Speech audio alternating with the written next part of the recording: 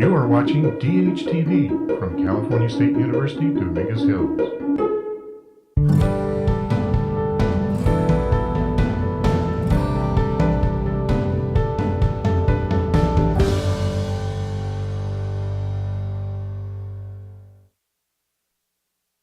Good morning, Melissa. Good morning, Ramona. Good morning, Bernadette.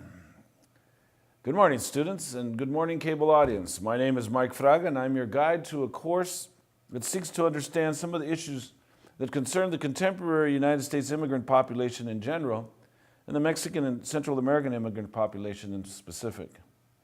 The world's nations have their populations existing as American citizens in the United States today, and their respective histories intermingle in the streets of all the major cities of the United States.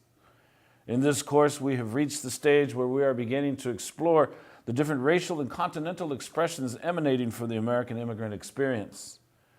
There are all the peoples of the world here in Los Angeles: the European, African, Russian, Asian Indian, Pacific Islanders, the Middle East, and the native peoples of the Western Hemisphere.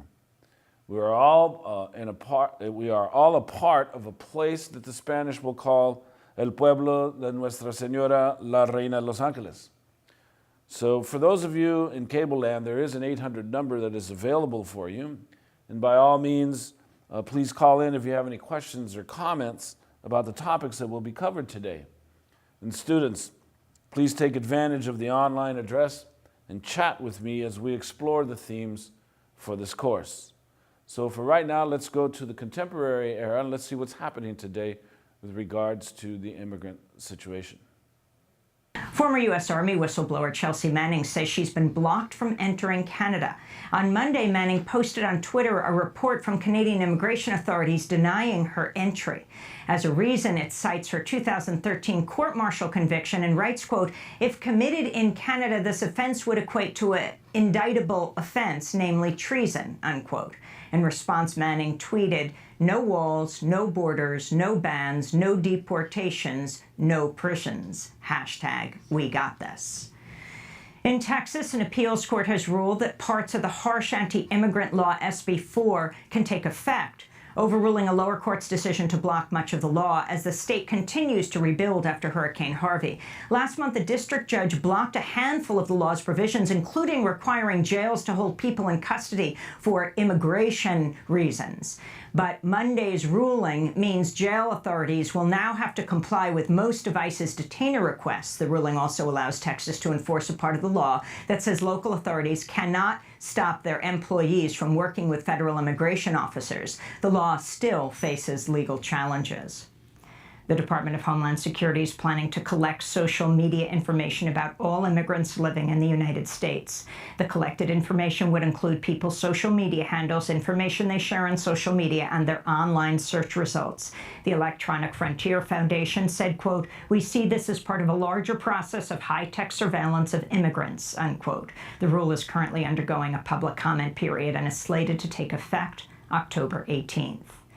Meanwhile, in San Diego, California, construction's begun on Trump's proposed border wall. Contractors working for the Customs and Border Protection Agency are building 8 different prototypes of the wall. The prototypes are between 18 and 30 feet high and each costs $500,000 of taxpayer money to build. The entire wall's cost would be an estimated $38 billion. Officials say the Trump administration is planning to cap the number of refugees resettled in the United States over the next year at 45,000, the lowest level since 1980. Last year, under President Obama, the cap was 110,000 refugees. This comes amidst the world's worst refugee crisis since World War II. The Trump administration Wednesday detailed plans to cap the number of refugees allowed annually into the U.S. at just 45,000. The lowest level in over 30 years. The total is less than half the 110,000 cap issued by President Obama in 2016. The decision comes as the Trump administration says it will not extend an October 5th deadline for undocumented immigrants to apply for renewals of their DACA status under the Deferred Action for Childhood Arrivals immigration program, which shields 800,000 young immigrants from deportation. On Tuesday, U.S. District Judge Nicholas Garfouas blasted Trump's decision to end the program next March, telling Justice Department lawyers, quote, "This is a democracy. These people have thrived in America. You can't just come into court and espouse a position that is so heartless, it's unacceptable. Quite frankly, to me, as a human being and as an American," the judge said. The Trump administration said Thursday immigration agents arrested nearly 500 undocumented immigrants around the U.S. over the past week. The arrest came as part of Operation Safe City, an immigration and customs enforcement sweep targeting sanctuary cities including Denver, Philadelphia, Los Angeles, San Francisco, and New York, where local police refused to serve as de facto immigration agents. Okay, so that's what's going on today in the world with regards to immigration.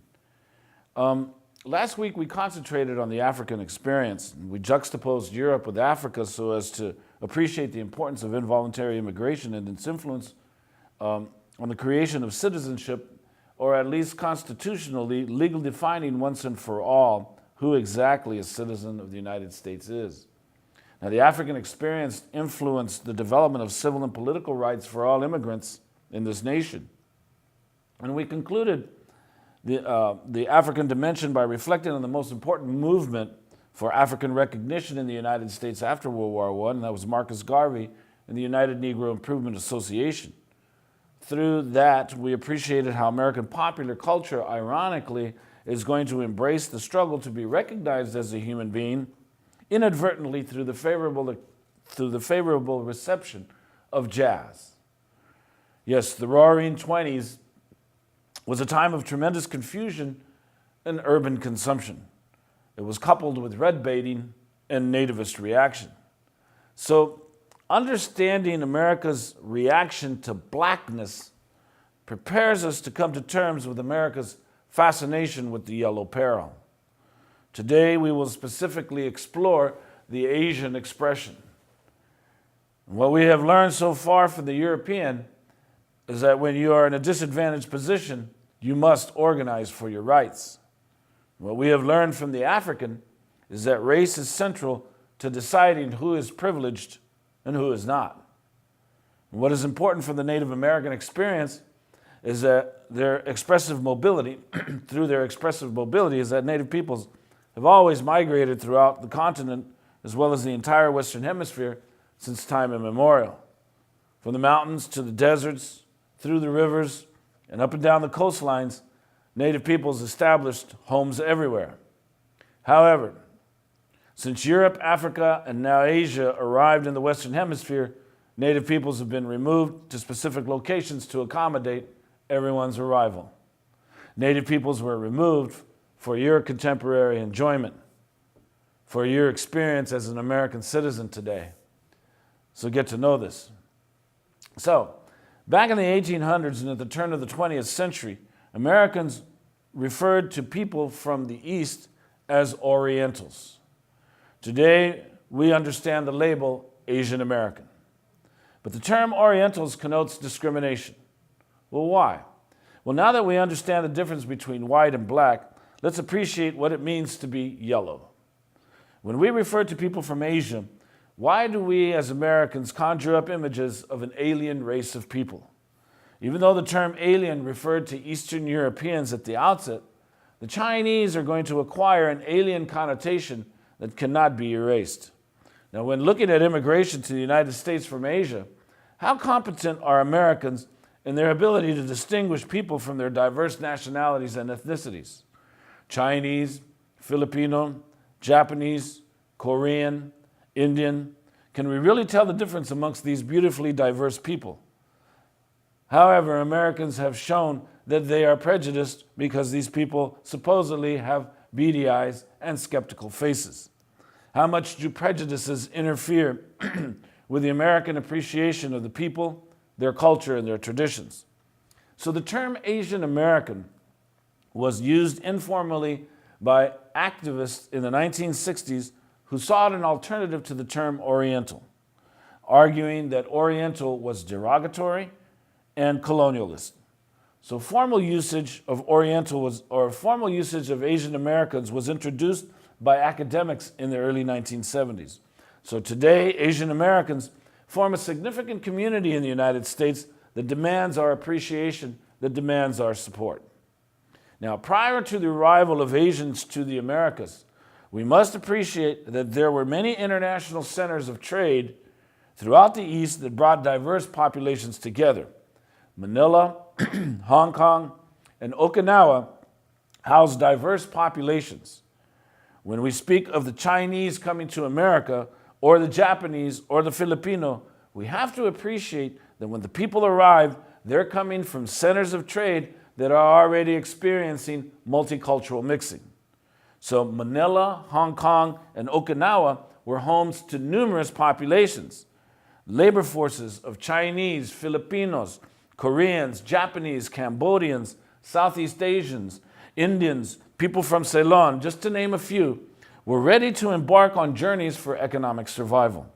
Once the United States takes over Hawaii, all of the populations will find their way to the island to work on the sugar plantations that will be established there once the native Hawaiians have been removed. So Hawaii became a way station of labor for the Asian journey to the United States. So when we talk about specific groups from Asia, Japanese, Korean, Chinese, Cambodian, even Vietnamese, we must appreciate that each group contains a multiplicity of cultures in their heritage. So let's take a look at some of the terms, designative terms that were used to identify these diverse populations and labor forces. The word coolie was a historical term for manual laborers from Asia, particularly China and India. And actually it started with Indian labor forces in the 19th century and the early 20th century. But in the United States, as well as in England and the English-speaking countries, it became a contemporary racial slur or an ethnic nickname for people of Asian descent. Now, when it first entered the English language, coolie was a designative term. It described a low-status class of workers. Then it became a pejorative term. With the continuance of colonialism and the resulting social inequalities, the term coolie became a racial epithet. And by the mid to late 19th century in the United States, the term coolie and other trappings of the coolie stereotype were already being used to mock Chinese American launderers or Chinese American restaurateurs who owned their own businesses. And Europeans, especially the French and the British, were the first colonial powers to enter into trade in Asian labor forces. And in the British Empire, coolies were indentured servants who lived under conditions often resembling slavery. Now, the system inaugurated in 1834 in Mauritius involved the use of licensed agents after slavery had been abolished in the British Empire. Thus, indentured followed closely on the heels of slavery in order to replace the slaves. The laborers were, however, only slightly better off than the slaves had been. They were supposed to receive either minimal wages or some small form of payout, such as a small parcel of land or money for their return passage upon completion of their indentures. But unlike slaves, these imported servants could not be bought or sold. So that's coolie labor. Now there's yellow peril, sometimes called yellow terror. This was a color metaphor for race that originated in the late 19th century with immigration of Chinese workers to various Western countries, notably the United States, and it was later associated with the Japanese during the mid-20th century due to Japanese military expansion. The term refers to the skin color of East Asians and the belief that the mass migration of Asians threatened white wages, threatened white standards of living. Let's listen to Professor Kurashige explain to us the origins of the yellow peril.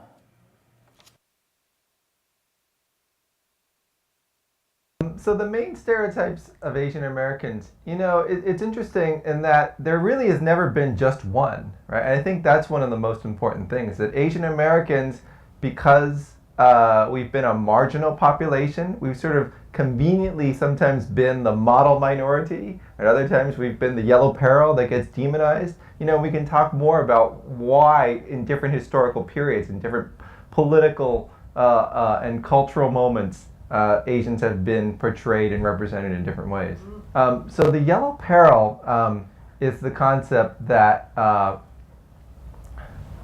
Asia, and in particular times Japan in the early 20th century, represented a growing threat to America and the West because of its rising military power. At other times it's been more of the economic power. In the 1980s, Japan was seen more an economic threat. Today, we more likely in America see China viewed as this potential threat, competitor, a source. And there's always been, this real fear, not just that they were a competitor, but that they were in the process of overtaking us.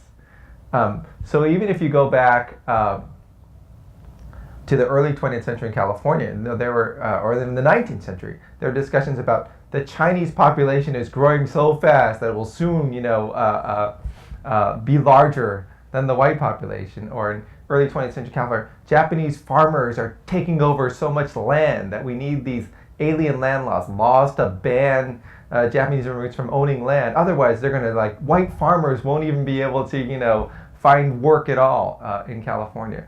So it's always this sense that it's always tied to immigration, right? This notion that Asia is this rising foreign power, or certain places like Japan are rising foreign power, that the people they're sending over to the U.S. are a menace, but they are just the tip of the iceberg of this bigger yellow horde or brown horde or yellow peril that will contaminate or pollute the entire country. Of the foreign power is always connected to the fear of the immigrant and the threat that the immigrant purportedly represents. Okay, these concepts, this discussion that's made by Professor Kurashige, of course, relates to the yellow peril in the mind of President Trump today.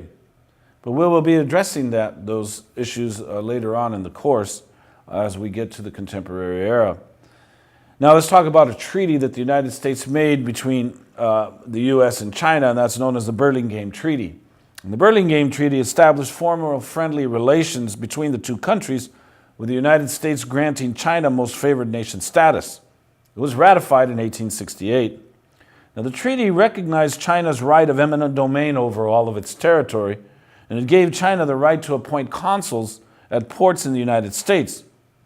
And specifically, the treaty provided that citizens of the United States in China of every religious persuasion and Chinese subjects in the United States shall enjoy entire liberty of conscience and shall be exempt from all disability or persecution on account of their religious faith or worship in either country.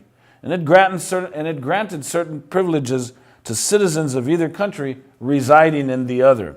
But the privilege of naturalization was specifically withheld. Now, importantly, Chinese immigration to the United States was encouraged. Opposition to Congress and Chinese immigration eventually is going to lead Rutherford B. Hayes to authorize James Burrell Angell to renegotiate the treaty in 1880. The treaty was amended to suspend but not prohibit Chinese immigration, while confirming the obligation of the United States to protect the rights of those immigrants already arrived. Now, the treaty is going to be reversed in 1882 by the Chinese Exclusion Act. This treaty allowed railroad corporations, again, the Burlingame Treaty allowed railroad corporations and the mining industry to recruit heavily and benefit from the use of Asian labor forces. So how did the hatred towards Asians begin? Well, this is where we get Dennis Kearney and the Working Men's Party. And Dennis Kearney was a California populist political leader in the late 19th century. And he was known for his nativist and racist views towards Chinese immigrants. By August 1770, Kearney had been elected secretary of the newly formed Working Men's Party of California, and he often led violent attacks on Chinese, including denunciations of powerful Central Pacific Railroad, of the powerful Central Pacific Railroad, which had employed them in large numbers. Kearney's Irish immigrant background made him subject to frequent accusations, since Kearney was a foreigner himself. So his populist rhetoric and his nativist baiting, similar to the tactics used by President Trump by Rush Limbaugh, by Glenn Beck today, gained him a considerable following. In the late 1880s, Kearney claimed credit for making, quote unquote, the Chinese question a national issue and affecting the legislation of what would become known as the Chinese Exclusion Act in 1882. So, in California, at first, when surface gold was plentiful, the Chinese were well tolerated and well received. But as gold became harder to find and competition increased, animosity towards Chinese and other foreigners increased. So after forcibly being driven from the mines, most Chinese are going to settle in enclaves in cities. And it was mainly San Francisco, but here in Los Angeles, Seattle, Portland, and some in San Diego. Now, with the post-Civil War economy in decline in the 1870s, anti-Chinese animosity became politicized by Dennis Kearney and his Working Men's Party. And he influenced California Governor John Bigler. So both of them blamed Chinese coolies for depressed wage levels. And so another significant anti-Chinese group is going to organize in California during the same era, and that was the Supreme Order of Caucasians with some 64 chapters statewide. So newspapers around the country, and especially in California, started to discredit and blame the Chinese for most things, especially for white unemployment. And the police also discriminated against the Chinese by using the slightest opportunity to arrest them. Let's take a look at the documentary featuring the nativist reaction against Chinese immigrants.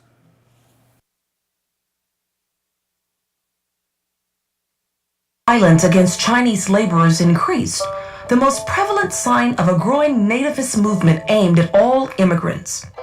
In 1882, just 1 year after Qianlong's arrival in California, the United States passed legislation banning most Chinese immigration.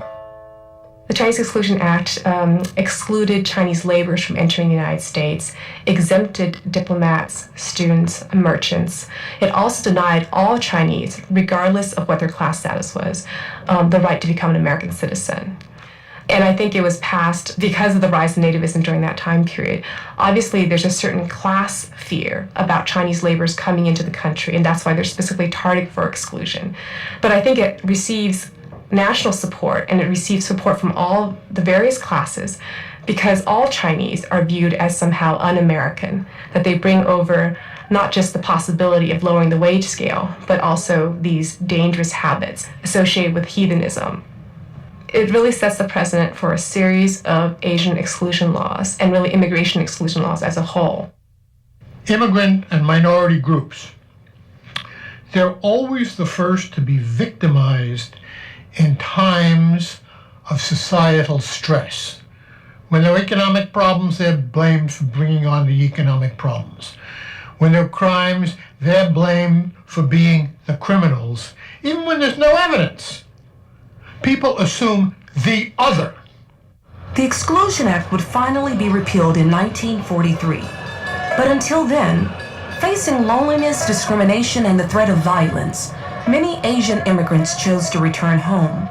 But many more stayed in San Francisco and built a strong cross-cultural society that would have a deep and lasting impact on American life.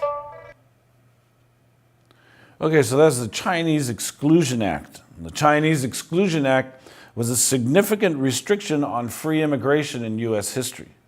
The act excluded Chinese skilled and unskilled laborers and Chinese employed in mining from entering the country for 10 years under penalty of imprisonment and deportation. The act also affected Asians who had already settled in the United States. Any Chinese who left the United States to go and visit family back in China had to obtain certifications for re-entry. And the act made Chinese immigrants permanent aliens by excluding them from U.S. citizenship. And so now we get to see the term alien being applied to them. After the act's passage, Chinese men in the U.S. had little chance of ever reuniting with their families, along with the restrictions that followed it, or of starting new families in their new homes. So for all practical purposes, the Exclusion Act froze the Chinese community in place in 1882. and it prevented it from growing and assimilating into U.S. society as European immigrants groups did. So, between 1882 and 1905, about 10,000 Chinese are going to appeal against negative immigration restrictions in federal court. One of the most important cases was United States versus Wong Kim Ark. And the use of the 14th Amendment to the Constitution is important here. The purpose of the Citizenship Clause in the 14th Amendment that liberated Africans from slavery was to provide citizenship to former slaves born in the United States. Now, during the original debate over the amendment, Senator Jacob Howard of Ohio, the author of the Citizenship Clause, described the clause as excluding not only Native Americans, he called Indians, but also persons born in the United States who are foreigners, aliens, or who belong to the families of ambassadors or foreign ministers. So, in 1884, that meaning was tested as to whether it meant that anyone born in the United States would be a citizen regardless of the parent's nationality. So in the case of Elk versus Wilkins, the parents were Native American, and the Supreme Court held that children of Native Americans were not citizens despite the fact that they were born in the United States. So in 1898, the meaning was tested again in the case of United States versus Wong Kim Ark, and regarded children of Chinese immigrants born in the United States. Now, the court ruled that the children were U.S. citizens. And the distinction between legal and illegal immigrants was not clear at the time of the decision of Wong Kim Ark. But nonetheless, Wong Kim Ark, what happened is he went to visit his family, and when he came back, they would not allow him into the country. And so he appealed, and in that decision, the Supreme Court ruled in his favor. So Wong Kim Ark is given credit for at least ensuring that Chinese who were born in the United States would be considered citizens.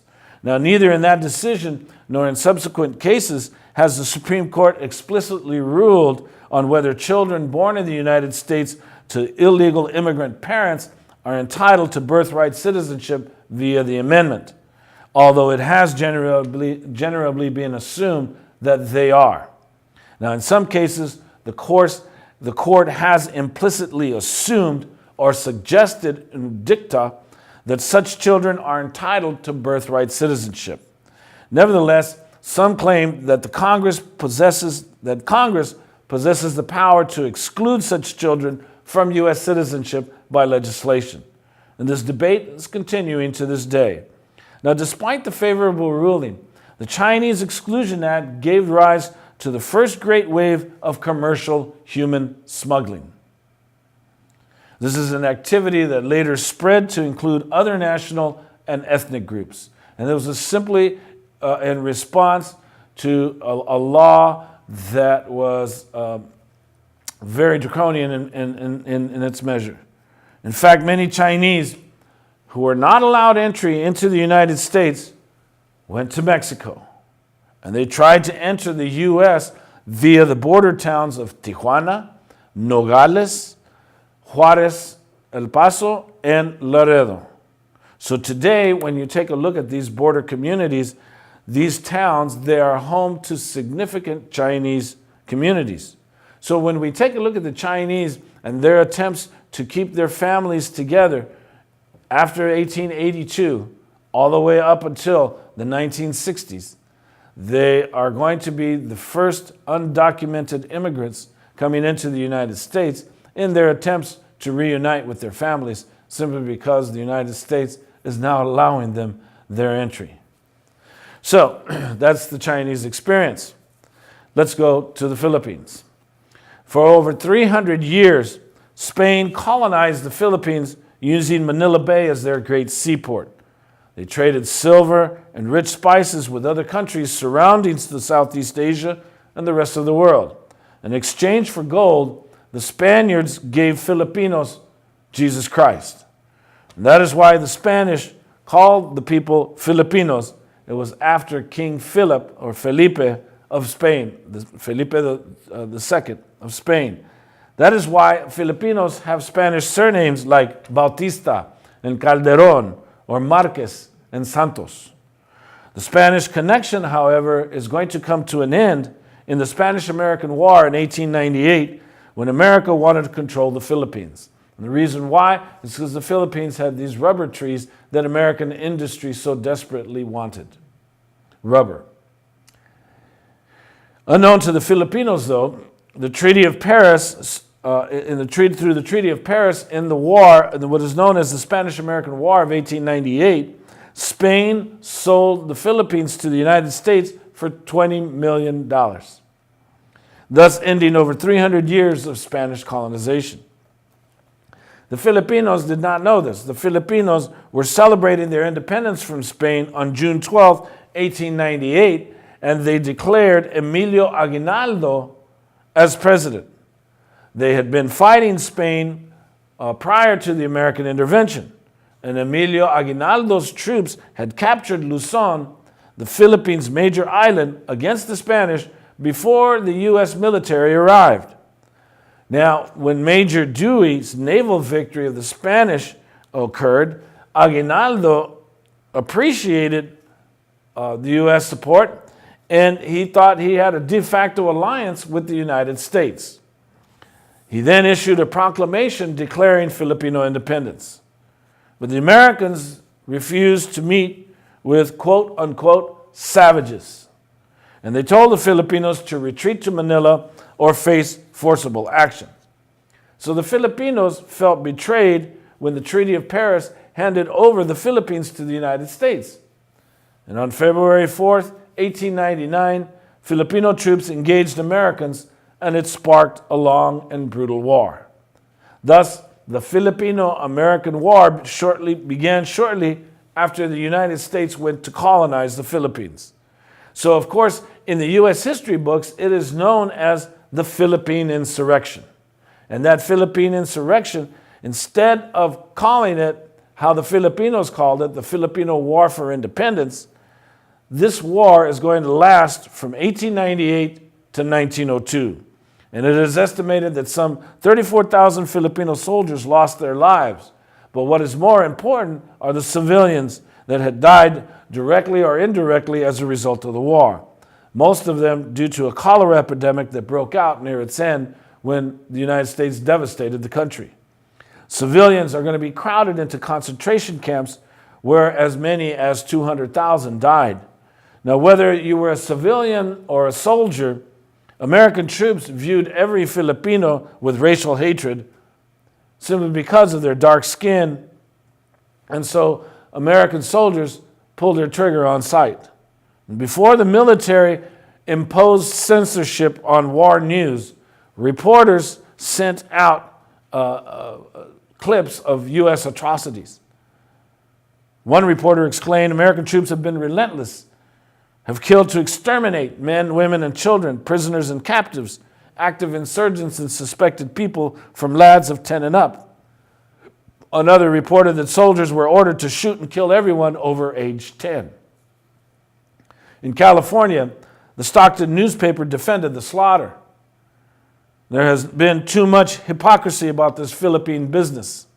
Let us all be frank, we do not want the Filipinos, we do want the Philippines.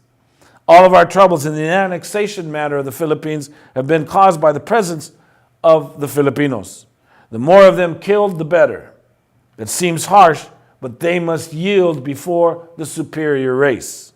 Now, the brutality and overt racism led many in America, especially progressive women, to rebel and protest. Let's watch a film clip from a documentary entitled The Spanish-American War, the Philippines and Filipino Genocide. In the Philippines, Aguinaldo's insurgents had no promises of independence, no Teller Amendment. They continued to resist. Within 2 months, they had killed and wounded 500 U.S. soldiers. Why is it that the American outlook is blacker now than it has been since the beginning of the war? The whole population of the islands sympathizes with the insurgents. The sooner the people of the United States find out that the people of the Philippines do not wish to be governed by us, the better. Harper's Weekly, June 1899. The Anti-Imperialist League that had begun some months before grew in membership. It's very interesting, especially a number of American women got involved in this. They did not yet have suffrage. They saw the Filipinos essentially as having their problem. That is to say, they were being governed without their having anything to say about it. Among the most vocal of anti-imperialist women were members of the Women's Christian Temperance Union. Again and again has my blood boiled at the hundreds of American saloons being established throughout our new possessions.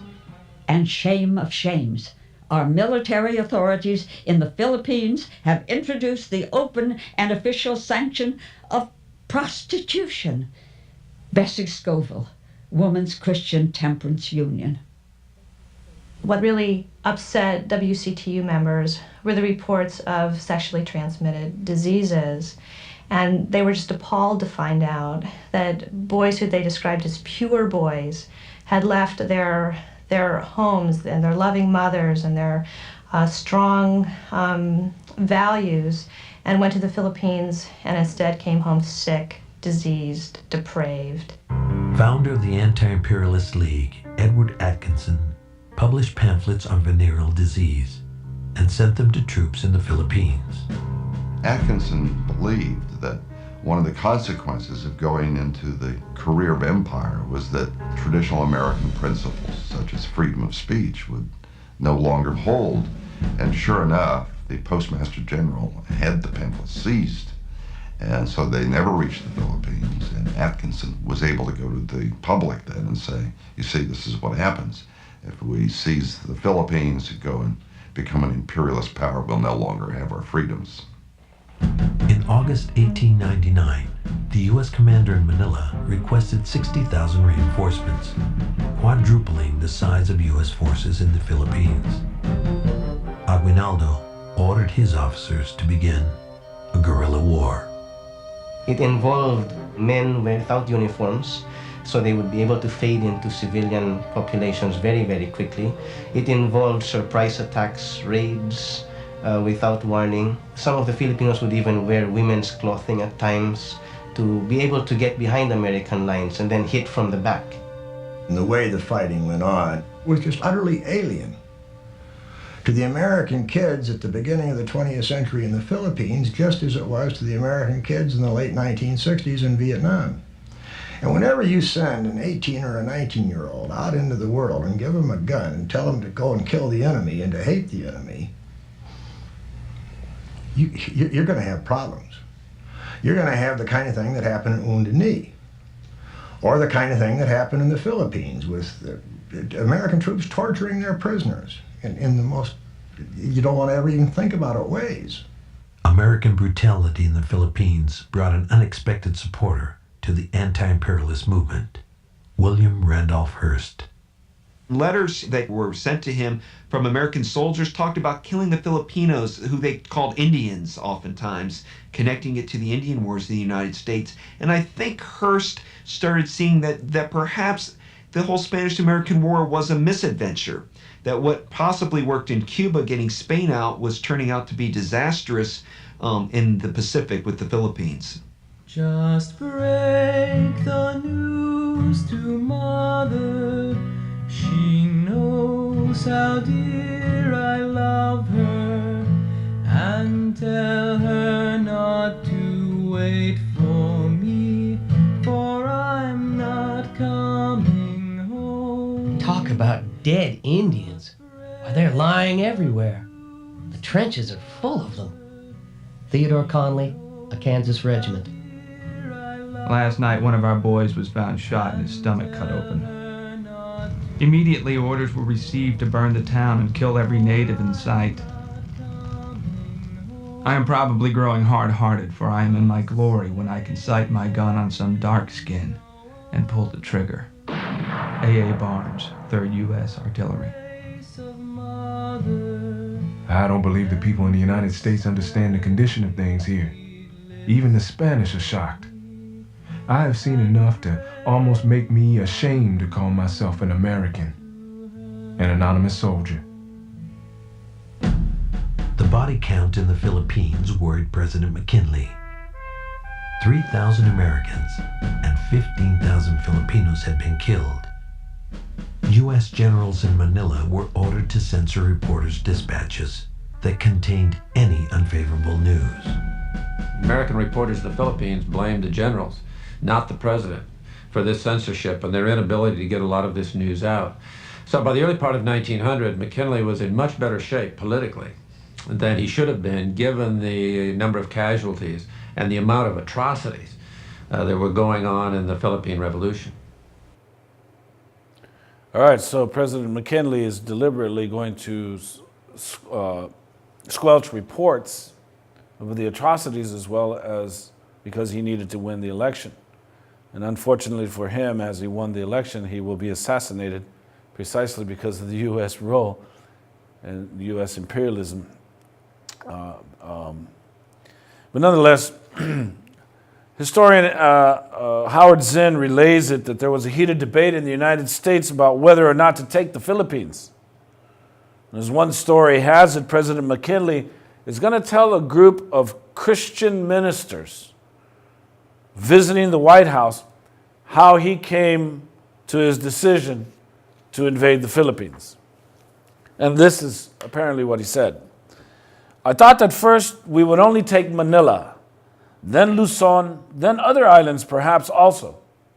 I walked the floor of the White House night after night after night until midnight, and I am not ashamed to tell you, gentlemen, that I went down on my knees and prayed Almighty God for light and guidance more than one night. And one night late it came to me this way. I don't know how it was, but it came, that we could not give them back to Spain. That would be cowardly and dishonorable. That we could not turn them over to France or Germany, our commercial rivals in the Orient. That would be bad business and discreditable. That we could not leave them to themselves. They were unfit for self-government, and they would soon have anarchy and misrule over there worse than Spain's was. And there was nothing left for us to do but to take them all and to educate the Filipinos and uplift and civilize and Christianize them, and by God's grace do the very best we could by them as our fellow men from whom Christ also died. And then I went to bed and went to sleep and slept soundly. Obviously, Emilio Aguinaldo and the Filipinos did not get the same message from God as did McKinley. U.S. historians call their fight for independence an insurrection. But nonetheless, one of the things that the United States needed was a government to run the country on behalf of the United States. So an elite class of Filipinos, also known as pensionados, are going to be allowed to come to the United States to learn in American universities. And in November 1903, 103 pensionados became the first Filipino students in American universities and campuses. And in the early 1900s, other Filipinos are going to be arriving to the United States via Hawaii. First, they're going to go to Hawaii because they're going to be part of contract laborers to work on sugar cane plantations.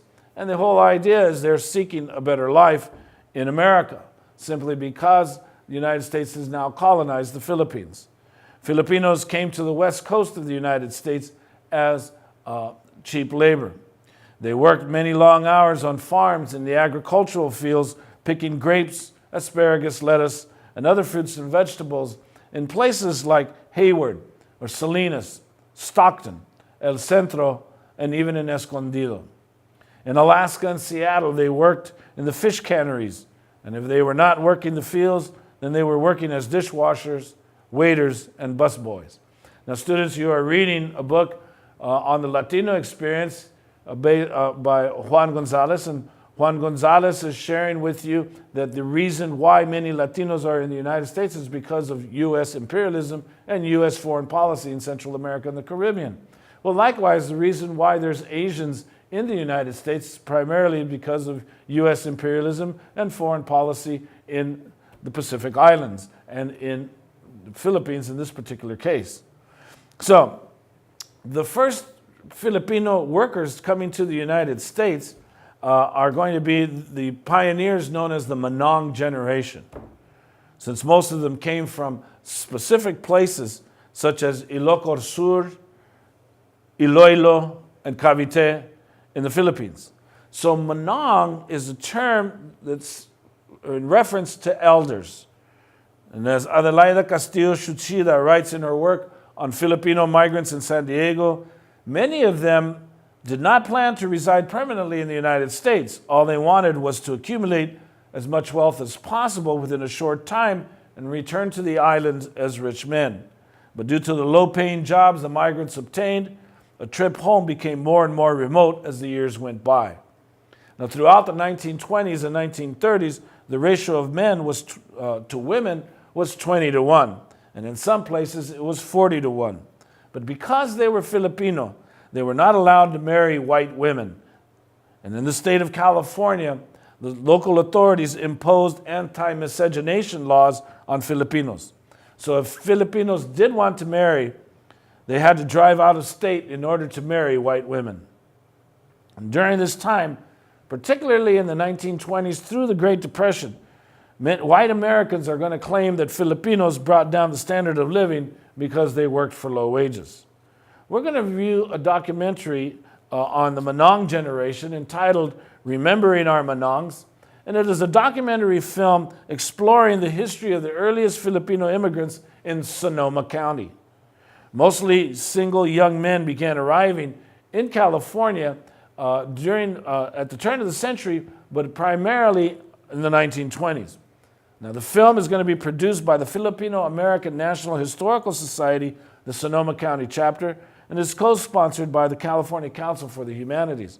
So let's go and listen and learn and understand and appreciate the Manong generation.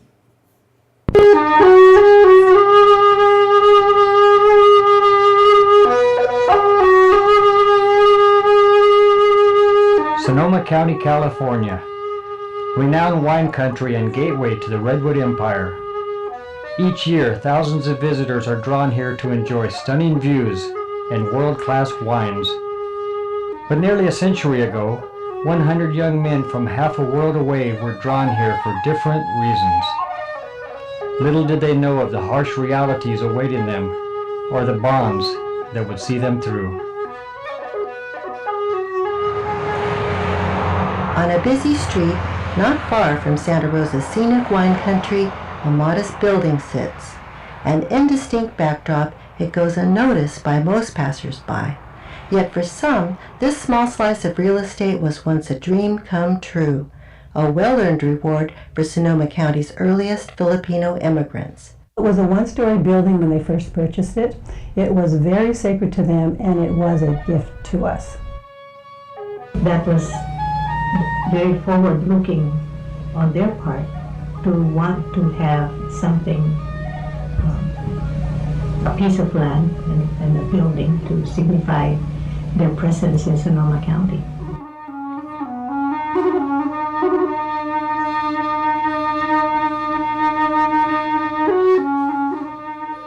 They began arriving in the 1920s. As nationals of a U.S. colony, young Filipinos were encouraged by American mentors to come to the U.S. Here, they were told, democracy reigned and opportunities were plentiful. It wasn't a hard sell. Most were from poor farming barrios in the Philippine countryside. Opportunities were few. To help support families, many had quit school in order to work. He told me that he saw his life being one of riding the caribou and the rice paddies. Things were tough in the Philippines, and what he was told was that he would have an opportunity to become an American, become a citizen, and to make money and to move up and have a lot of opportunities in life. Still, the Filipinos' strong ties back home made leaving difficult. In his oral memoir, Early Immigrant, Philip Vera Cruz described the importance of family and community bonds.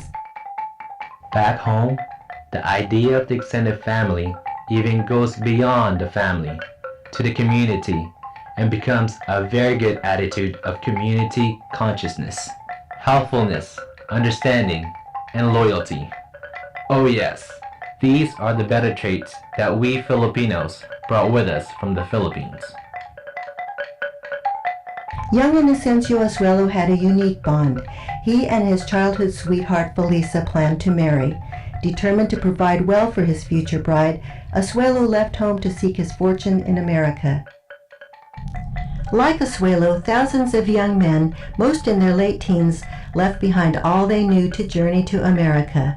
Some came by way of Hawaii, where they worked in sugarcane and pineapple fields. Viewed by Hawaiian landowners as an inexpensive and docile labor force, young Filipino men were heavily recruited from the rural provinces. It was the Hawaiian plantations needing laborers. And so they said the Philippines has a well-developed sugarcane industry, and therefore, why don't we just import laborers from the Philippines? Others sailed directly to the mainland, all with high hopes. Grandpa tells a story about they put them in the basement or the hulk of the ship and kept these guys down there all the way to America for weeks, and so they didn't see sunlight. And he talks about basically being cramped with hundreds of other Manongs and landing in Seattle. For most, this was the first time away from home. With few English skills and limited funds, they landed at ports along the West Coast. John Galimba Jr. recalls his father's story. His mother, all she gave him was like a dozen hard-boiled eggs. So he ate that on the boat on the way over here. He was 1928, he landed in Long Beach. He was 17 years old. Didn't speak a word of English. There was a lot of his townmates and cousins he came with, and he ended up just doing whatever he could to survive. It wasn't uncommon for newcomers to run into townmates in the places where Filipinos gathered, and true to homeland tradition, they looked out for one another, creating their own sense of family and community in the new country. Ken Tipone recalls the story of his father, Nick. He had a friend, Terry Tolentino, in Oakland, and if anybody could find him a job, Terry could find him a job. So he packed up and he set sail for Oakland and found him at a local restaurant. Terry said, "Take my job." I thought that was pretty amazing, but that's what happened. Others, like John Mejia Sr., were not as lucky. His uncle was supposed to meet him at the boat. His uncle never showed up. So there was a man getting people to go work in Montana. He needed a job. He had no money. So they put him into rail cars, and they went right away to Montana. And when he got there, they gave him their food for the day. Basically, it was one meal. And he was so hungry he hadn't eaten. So he went into the bushes and just ate his food, just ate all of it. And so at lunchtime, he had no food, and he was still hungry, and everyone else sat down and started eating. And so I remember him telling me he went into a ravine and just cried. That's how he came to the U.S. A common goal was to earn enough money to support families back home and eventually return to the islands. Some planned to continue their educations in the U.S. But America's welcome was clearly conditional, leading only to the lowest paying jobs where cheap labor was needed. The path to economic growth, cultural assimilation, and other opportunities was rigorously blocked. Even college-educated professionals found most doors closed to them in America. Again, we can appreciate something with regards to the Filipino experience, and students should be reading again Juan Gonzalez's work. You can understand something with regards to being in a colonial status, and that was what Puerto Rico and the Puerto Ricans experienced. And likewise, now it's extended to the Filipinos, to the Philippines. It was at the same time that the United States takes over Puerto Rico. It's the same time that the United States takes over the Philippines. The United States becomes an imperial power. Now let's appreciate the Japanese. It was specifically anti-Chinese sentiment that motivated American entrepreneurs to recruit Japanese laborers. Since Chinese laborers were no longer available, the United States looked to Japan. And in 1885, the first Japanese workers are going to arrive in what is known as the independent kingdom of Hawaii. Most Japanese immigrants wanted to reside in America permanently. So the Japanese, unlike the Chinese, unlike the Filipino, came in family groups as compared to those Chinese and Filipinos who were primarily young male immigrants. In fact, many Japanese willingly assimilated into American society by adopting social norms and clothing styles. Many joined Methodist and Presbyterian churches to show America that they would assimilate. And as the Japanese population in California grew, they were increasingly seen with suspicion. And by 1905, anti-Japanese rhetoric filled the pages of the San Francisco Chronicle. In 1905, a group called the Japanese and Korean Exclusion League was established in response to their increasing presence. The Japanese and Korean Exclusion League felt threatened, and they established 4 policies in 1905 that they soon began to publicize. The policy was the extension of the Chinese Exclusion Act to include Japanese and Koreans, the exclusion by league members of Japanese employees, and the hiring of firms that employ Japanese, the initiation of pressure on school board to segregate Japanese from white children, and finally an initiation of a propaganda campaign to inform Congress and the president of this quote-unquote menace. So this nativist sentiment, of course, is going to influence politicians and statesmen to act, and we will get what is known as the Gentleman's Agreement of 1907. And the Gentleman's Agreement of 1907 was an informal agreement between the United States and the Empire of Japan, whereby the U.S. would not impose restrictions on Japanese immigration or on students on the condition that the Japanese would not allow further immigration to the United States. That's why it was a gentleman's agreement. The goal was to reduce tensions between the two powerful Pacific nations who desired each other as trading partners. Now, the agreement, though never ratified by Congress, essentially ended with the passage of the National Origins Act of 1924, which banned all Asians.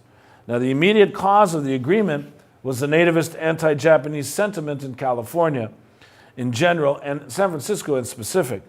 In 1906, the San Francisco chapter of the California Board of Education passed a regulation whereby children of Japanese descent would be required to attend racially segregated separate schools. And at the time, Japanese immigrants made up not even 1% of the population of California, but yet they were seen as a threat. Many of them had previously arrived under a special treaty in 1894, which had assured free immigration from Japan. And in the agreement, Japan was not to issue passports for Japanese citizens wishing to work in the continental United States, thus effectively eliminating new Japanese immigration to America. And furthermore, in Oxnard, California, Japanese and Mexicans formed a labor union specifically wanting to gain more human rights as a result of contractors abusing them and enslaving them. And they formed the Japanese-Mexican Labor Association. So, again, one of the things that's going to happen is that with regards to the Japanese, the United States is going to agree to accept the presence of Japanese immigrants already residing in America and to permit the immigration of wives, children, and parents so as to avoid legal discrimination against Japanese children in California schools. Now, in 1922, there's going to be a famous case involving a Japanese man by the name of Takao Osawa and his ineligibility as a citizen based on grounds that Asians were not considered white. Takao Osawa filed for citizenship to the United States of America under the consideration of the 1906 naturalization law, which allowed the naturalization of white persons and persons of African descent. Now, even though there were racial restrictions on Asians, Takao Osawa tried desperately to have the Japanese classified as being white in order to avoid all the restrictions that were placed on Asians. So Takao Osawa versus the United States was a case in which the United States Supreme Court found Takao Osawa ineligible for naturalization because he was Japanese. Takao Osawa did not challenge the constitutionality of the racial restrictions. Instead, Takao Ozawa attempted to have the Japanese classified as white. But Justice George Sutherland found that only Caucasians were white. And therefore, the Japanese, by not being Caucasian, were not white, and instead were members of an inassimilable race lacking provisions in any naturalization act. Let's go to a film clip on Takao Ozawa's application. What of the other so-called Asiatic races? Filipinos, Syrians, the Japanese. Could they also petition successfully to be designated white by the courts and thus become Americans?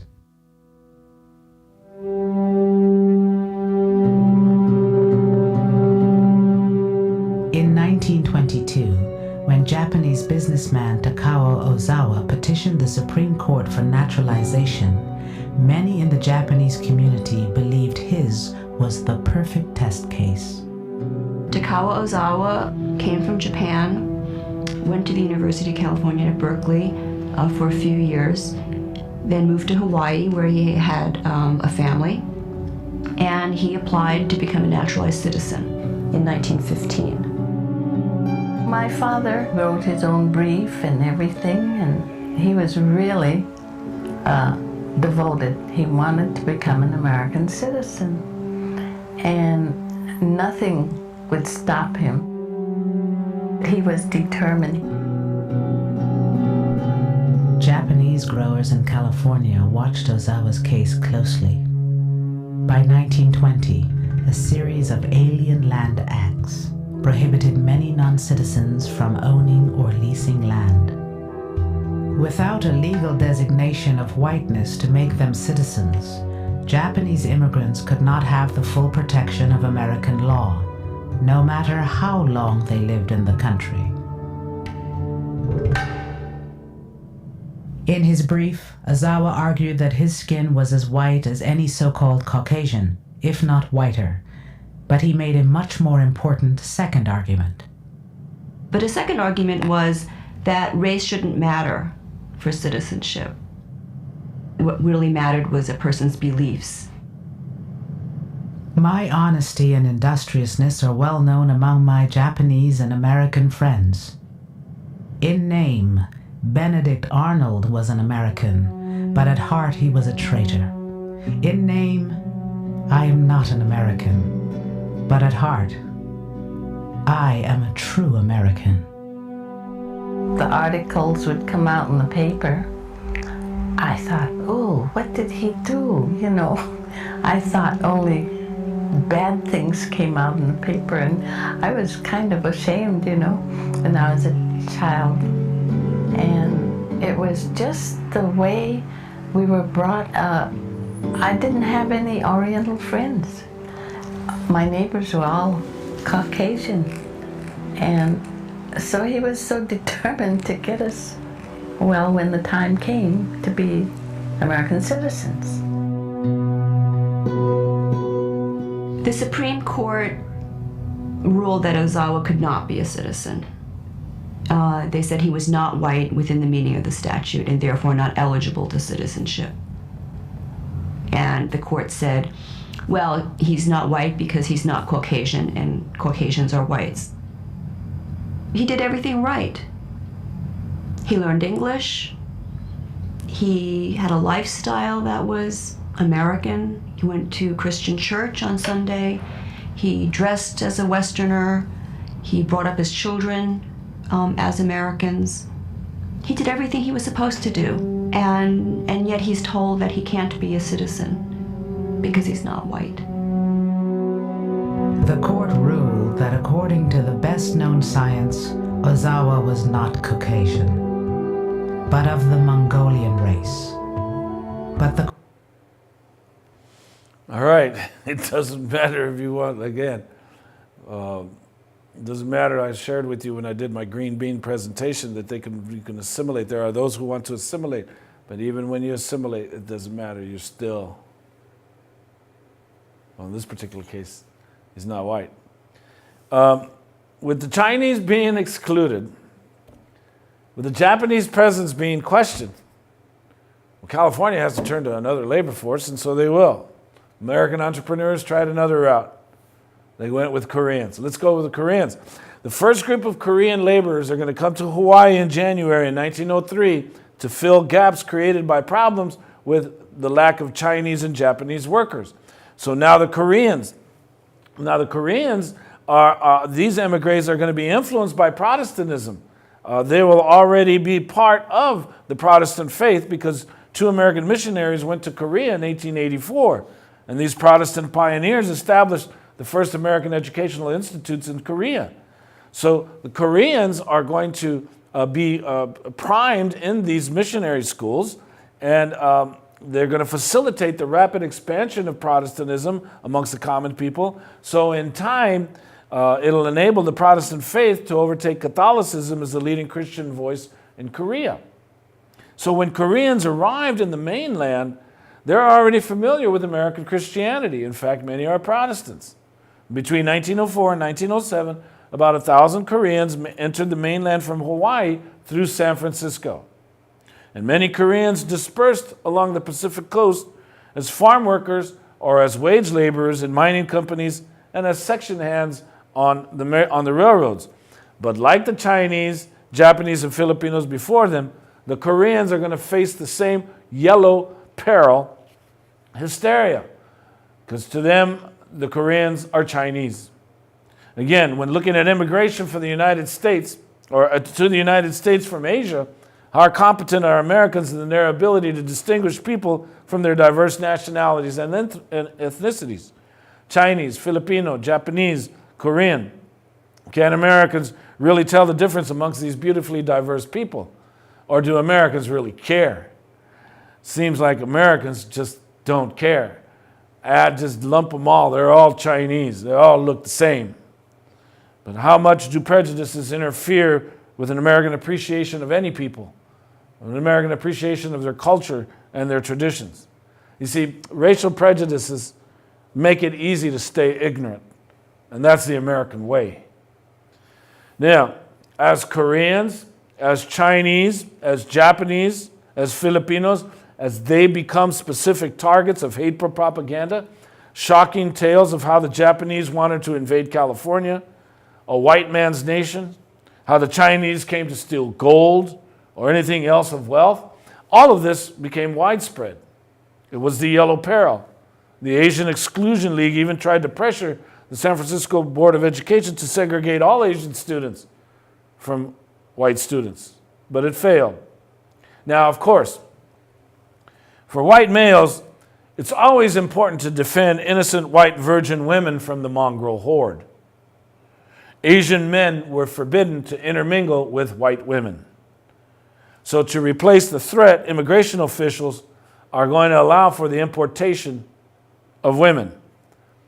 Picture brides became a common practice for marriage to Japanese, Korean, and Chinese men.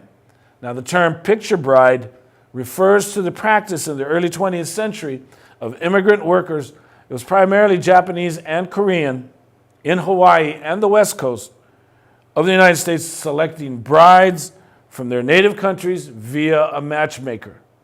And that matchmaker paired a bride and groom using only photographs and family recommendations of possible candidates.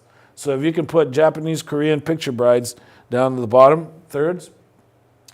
Immigrant workers sent their photographs to a matchmaker either in Japan or Korea, who then matched his photo with a photo of a young woman. Now, the woman's family and matchmaker would work together to select a suitable mate. And then the bride-to-be would be sent to Hawaii with a legally binding contract to her new husband, or they'd be sent here to Los Angeles or San Francisco or Seattle or Portland or Alaska. Once they landed on Hawaiian or American soil, because many of the immigrant people hadn't had photos taken of themselves since their immigration, either to Hawaii or to their place of residence, and since photographs were quite expensive, many immigrant men sent matchmakers out-of-date photos. Thus, it made the grooms appear to be much younger than they actually were. So the picture brides, especially those arriving in Hawaii, are going to discover this deceit, but they had no way of backing out of their contracts. Let's go to a film clip from a film on picture brides. At his funeral, I remember I wish I could leave behind the ghost of my past and start all over again. That night, my wish come true. My Aunt Sode told me she had visited the matchmaker. その人にお父さんとお母さんのこと伝えたの？亡くなったってこと？まさか。いつ来たの？ほら見せて。男前でしょ、松地さんって。サトウキビ畑でもって働いてる人には見えないでしょ。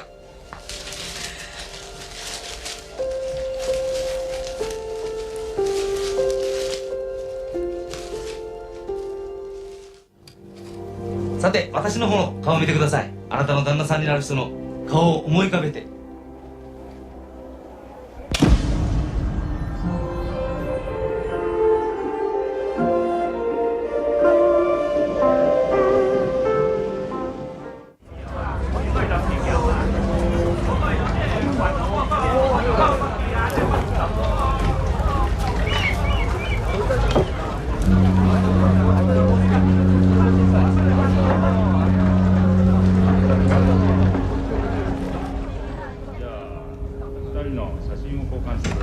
中村亮。中村亮。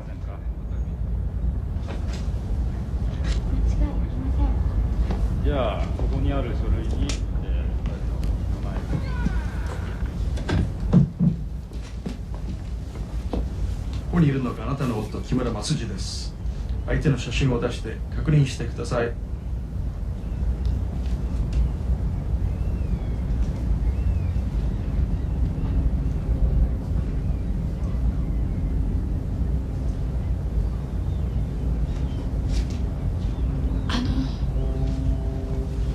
年がちょっと何かの間違いだと思うんですけど。これは友達の写真を使ったんでしょう。友達なんですか？いえ、私が木村益次です。最近の写真がなかったもんで、どうもすいません。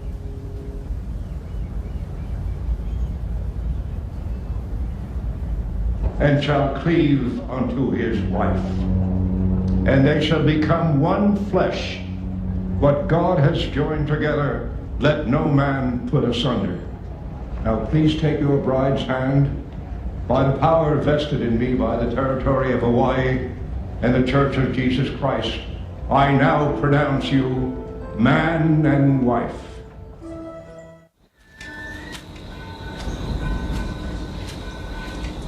You know, we're behind schedule with the harvest. Even your group, Anton. You all like a movie every Saturday, huh? Sumo match, baseball, all like that? How you think you get free to do that? You gotta make the harvest. You savvy? All right. Hana.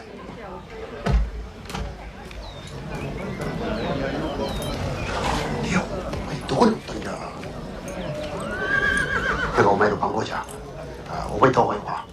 これは言われて彼も直け。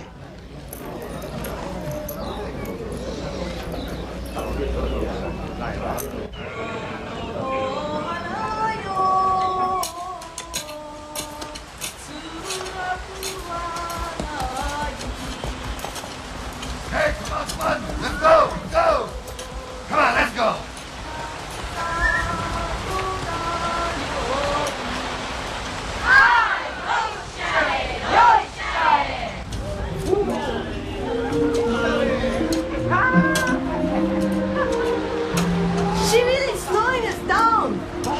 You go help city girl.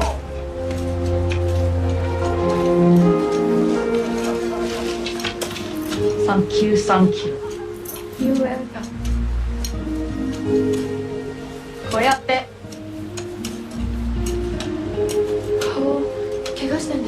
Never mind, not your business. How are you gonna hold hana kimono? We got plenty hana, yo. Hana? Flower? In Japanese, hana means flower. In Hawaii, people say hana mean work.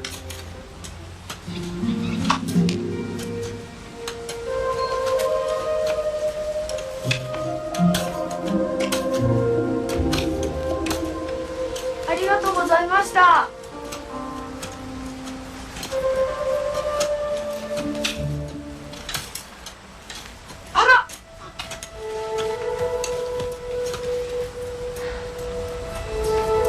Hayo, come on, get up.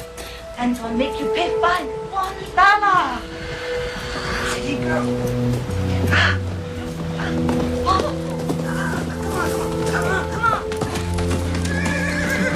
Hey, you! Number 3939! What's the matter, you, eh? Number 3939, what's the matter, you, eh? I'm very sorry. Hey, boss, this one from city, not from girl. But got good head. Good for what? Good for nothing. Good head no work hard. Can speak little English already. I'm very happy to see you. 15 rolls we gotta finish today. Enough for this talk. Boss, we gotta move cake. You Pawana, eh? You stop work. Never mind, baby. Baby, okay.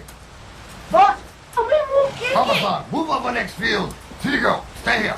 Come on. Oi! Moving cake. Hayo!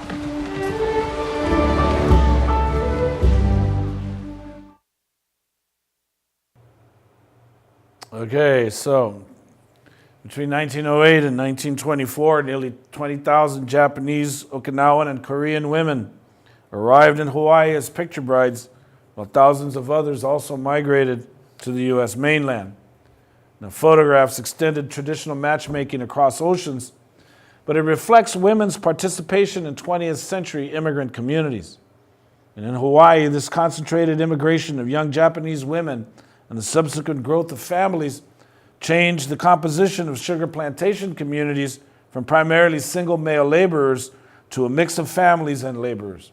Immediately upon arrival in Hawaii, women contributed both paid and unpaid labor to their family and communities. And likewise, those women who arrived in the United States, their work and their work in their homes ensured the economic survival of their families and the development of a sustained family community in many Asian societies. Now, students, you are reading a very important chapter on Chinese prostitution and the importance of women and the roles that they played in maintaining labor forces for capitalist adventures as well as for community survival. Now, although Congress ruled at the turn of the 20th century that no Asian immigrant could become a naturalized citizen, the Supreme Court ruled that every person born in the U.S. is automatically a citizen, and it entitled citizens to leave and re-enter the country at will. So what's going to happen with the Chinese community to replenish the Chinatown populations is Chinese merchants brought in thousands of what are known as Chinese paper sons and paper wives. And these were fraudulent certificates that said that the Chinese or that the people were born in the United States. Immigration officials knew that most were fakes, and they would question the applicants closely, but they had been thoroughly rehearsed and were prepared to accept the undocumented traffic. So again, students, please, you are reading an important chapter on Asian women, especially the experiences of Chinese prostitutes. Smuggling rings brought in an additional 17,000 across the Canadian and Mexican borders. And this smuggling experience continues to this day. It has just been part of the experience of the Asian since then. The U.S. government is going to strengthen its border control procedures, but to little avail. By the 1940s, over a fourth of the Chinese in the U.S. will have arrived, according to U.S. standards, illegally. Okay? That's simply because the United States never offered a process by which to come in legally. So, it is not until the 1950s that they will obtain legal status under a federal amnesty program called the Chinese Confession Program, in which they admitted their undocumented entry. CNN anchor Richard Louis reports on Paper Sons and Daughters, a group of Chinese immigrants that brought fake papers and claimed to be the children of legal U.S. citizens in order to skirt the Chinese Exclusion Act. His report looks into studies that show 1/3 of today's current Chinese American population are descendants and actual paper sons or daughters today. Now, while he interviews this particular woman whose parents or grandparents, grandfather was a paper son, notice the quandary that she has with regards to her status, because this is what happens in the United States, is that the nativist character, you develop the nativist character. It doesn't matter. Once you're in the U.S., you then develop the prejudice against the immigrant. And in this particular case, you're going to see this Asian woman having qualms with regards to her grandfather. And my goodness, she's not even reflecting on the fact that the law, because of the way the law was and the racism, the racialization process, she can't understand how, again, the situation was. But let's go to the film clip and then maybe we can discuss it afterwards. Erica G grew up like any other Los Angeles kid, playing with Barbie and clutching on to Pooh Bear for dear life. But she was different. Her grandfather was not who he said he was. He'd come to the United States from China illegally as a paper son, paying about $1,800 to attach himself to another family. So I found out in high school. I was pretty surprised, and the legacy is that, in some ways, our family came in illegally, and I was wondering, are we going to get deported? Now 35 years old, Erica G is with the Angel Island Immigration Station Foundation, an organization that has researched paper sons. Who are these people? They don't have the same last name as us. How could they be related to us? One scholar estimates 150,000 paper sons and daughters committed this crime to navigate around the Chinese Exclusion Act of 1882. We have to remember the times. It was during the Chinese Exclusion Act, and at that time, and still is to today, the only law in the U.S. immigration history books that specifically excluded a specific group of people, and those were Chinese laborers. 125 years ago this month, the Chinese Exclusion Act was approved by Congress. It stated that in the opinion of the government of the United States, the coming of Chinese laborers to this country endangers the good order of certain localities. The fear among the Californians, and those especially in the Bay Area, of all these Chinese wanting to take over their jobs. These are all people that were willing to work, that helped to build the railroads, and yet when the railroads were completed, all of a sudden there's this hysteria about the Chinese invading. For 61 years, until 1943, it was illegal for Chinese who were not among the elite to enter the United States. David Leong was a paper son. He was 8 in 1940, the year he came through Angel Island Immigration Station, the main gateway for Chinese immigrants. While on the boat for 20 days, he memorized his coaching papers, grand cheat sheets that outlined who your fake parents and siblings were and who lived on certain blocks of your would-be family village in China. Young David had to convince his Angel Island interrogators he was the son of a Mr. Chan and not a Mr. Leong. So this is the interrogation room. This is where you walked in after 3 weeks. And what do you remember of this? I think it was me, interpreter, and interrogator, and I think 2 people in the panel. Leong passed the interrogation, and that's why today he was able to return with us to Angel Island Immigration Station. Today, there's only a rebuilt foundation of where the main administration building once stood. As we walked, Leong spoke about his acting ability as an 8-year-old and the life he escaped from in China. The Japanese was playing with shooting at us and missing us, but then the bullet was hitting the sand and the sand was rising. just like you've seen in the movies. Leong escaped a war as well as dirt floor living conditions to come to the United States. On Angel Island, he was alone, with no family, and recalls the fears he had. At night, I wouldn't go to the bathroom at all. I heard people have committed suicide in there because they couldn't get off the island. The fear Leong shares is what litters the walls of the Angel Island barracks, poems of melancholy retrospectives of life in China, or simple hopes of freedom. Daniel Kwan is an architect specializing in museums and has been researching the history of Angel Island for 13 years. The frustration that was felt by many of the detainees was then written on the walls as a statement, or sort of silent statement. And so for them, the feeling was this was a prison because they were just being held against their will. And for a lot of people, they'd heard about the immigration process in China, but to actually have experienced it and lived in the wooden building, as they called it, was something very different for them because they weren't used to being held against their will.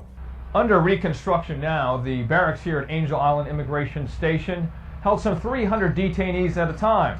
The purpose was to keep them here from 2 weeks to 2 years as they were interrogated. They were trying to keep out illegal immigrants, potential paper sons, and potential paper daughters. Today, no one can enter inside the buildings of Immigration Station. The walls are falling, halls dangerous with holes in the floor, and the paint a mosaic of dilapidation. Still, many visitors come to the island to learn about their own past. Often we've met people that come over here and they learn about their parents' past through research to the National Archives or through meeting people that have worked with the Immigration Station project and didn't even know about it through their own family. And that is because many paper sons and daughters still feel embarrassment or even fear of being deported to this day. Which takes us back to Erica G. She was lucky enough to hear from her own grandfather, who broke his silence and told her real family name was Chin. But some questions remain. Are you glad that your grandfather committed the crime? You know, in some ways, no, because it was a crime. But at the same time, you know, I'm really fortunate that he did. And I have a tremendous amount of respect for the risk that he took in order to come over to the United States and to provide a better opportunity for his family. And when asked about immigrants trying to do what her grandfather did a century ago, she wavers. I don't know. I don't know if I feel comfortable saying, you know, it's okay for people to come in. So. It's perplexing for you, isn't it? Yeah. Hundreds of thousands of Chinese Americans face a similar dilemma. Researchers suggest that 1 in 3 Chinese Americans are survivors or descendants of the paper son system. That's about 1 million people. And many only learn of their background as a loved one takes their paper secret to their grave, which was the case for Erica's cousins. Some of my cousins are a little confused because they don't read Chinese, but then they know our character, G, and then they're like, well, where is it on the tombstone? Erica still visits her grandfather's gravesite to pay her respects to a tombstone that has not 1, but 2 names engraved. His paper son name in English and his real name in Chinese. Richard Louie, CNN, Oakland, California. Well, one of the problems that you have with those who do assimilate is that they have identity problems later on simply because of their unease with regards to the community. You have to understand that the United States created the situation in the first place of illegality. So here in the case you have Richard Louie, who's an assimilated journalist, as well as Erica G, who's an assimilated American. And they both have problems understanding the Asian situation because they call them illegals. But there's nothing about illegal about trying to get your families united. And though Erica G has problems with her identity in accepting her grandfather, she did say that she was fortunate. But you see, fortunate just doesn't do it. Miss G, you are here. That's the key. You are here. So let's understand something about the Asian diaspora. And the Asian diaspora is important for us to appreciate.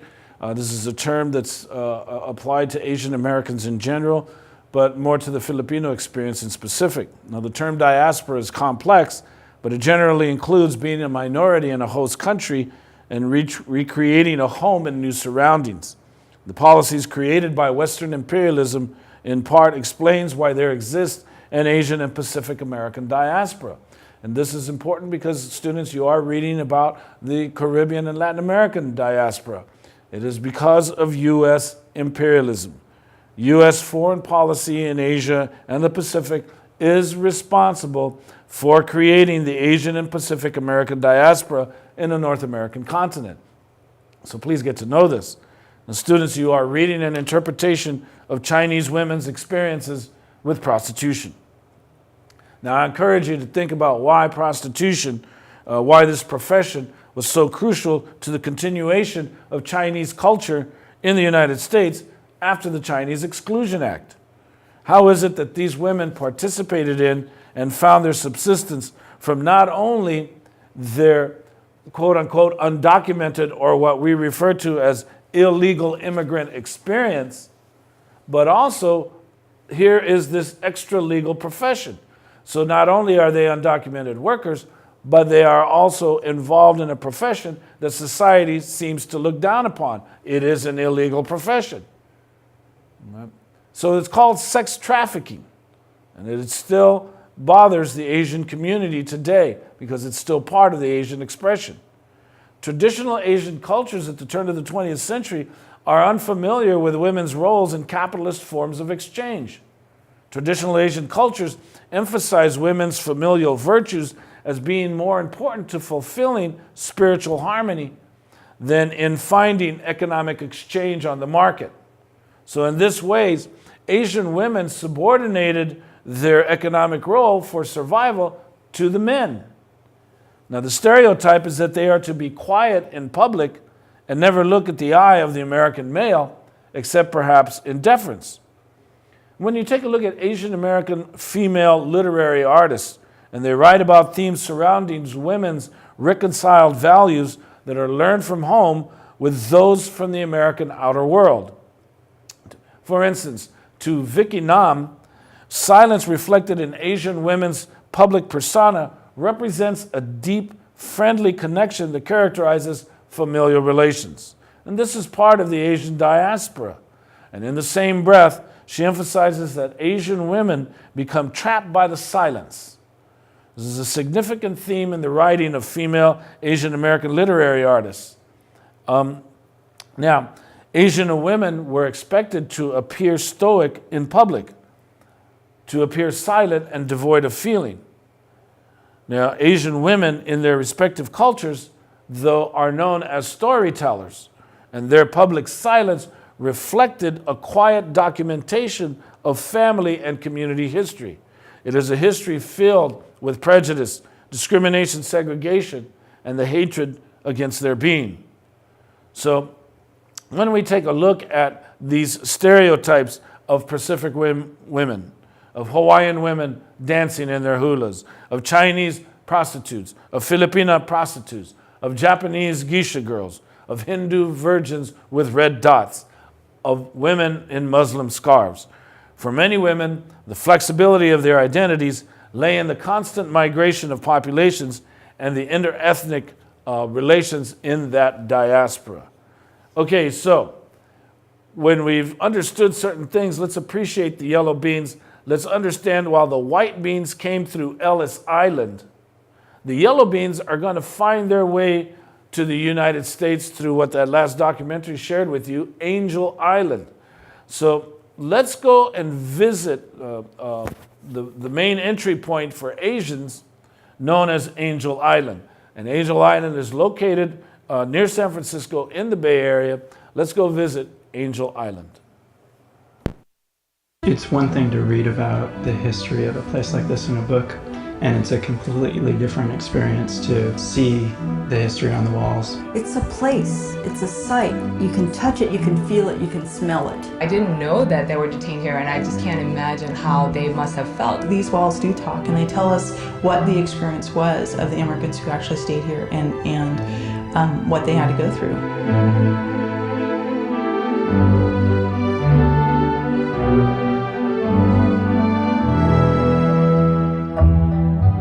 From 1910 to 1940, tens of thousands of immigrants entered the United States through the Angel Island Immigration Station, which is located near San Francisco.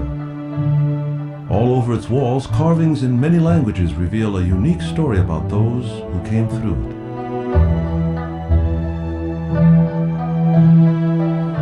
The building and its history was forgotten and nearly lost until California State Park Ranger Alexander Weiss rediscovered it in 1970. That moment began the long journey to save the immigration station, to preserve the stories that the carvings tell, and to help us remember their sad but important place in American history. Part of my job as a park ranger was to know the park. So I came to the immigration station area, which was then closed to the public, but I wanted to take a look at it and see what was there. And I just walked in and looked around.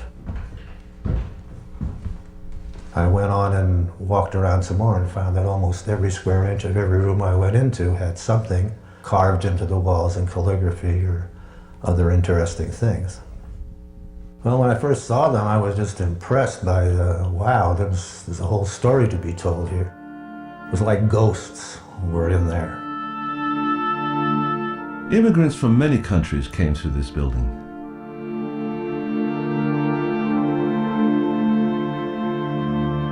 More than half were from China and Japan, but others came from Russia, India, and Central and South America. The carvings reflect the different people who came through, but the great majority of those carvings were poems written in Chinese.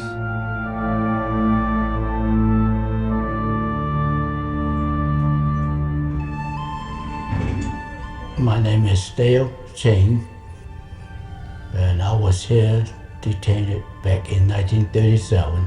I was here for 3.5 months. Dale Ching was 16 years old when he first came to America. Even though his father was born in the United States, he still had to go through the immigration station. So when you get off the ferry, what I call it, a welcome party is waiting for us, which is the armed guard uniform. Well, you're lonely and you're afraid of it. You're not going to be able to see your family at all. You will be all by yourself here. Just look at outside, you got the high fence and barbed wires all around it. I'm just waiting for to be free from here. 離時父母恨匆匆 When I left, my parents regretted it was so hurried. 飲怨連連 The reason I tearfully swallow my resentment is because of poverty. Wishing to escape permanent poverty, I fled overseas. 誰教命處 Who caused my destiny to be so perverse that I would become imprisoned? 侵凌各族 The victim of aggression, people of our nation mourn the desperate times. 未報親恩抱 I feel sorely guilty for having not yet repaid my parents' kindness. 今也命從哀 Grieving the cold night, the insects now make noise. Not only do I sob silently, but my throat tastes bitter.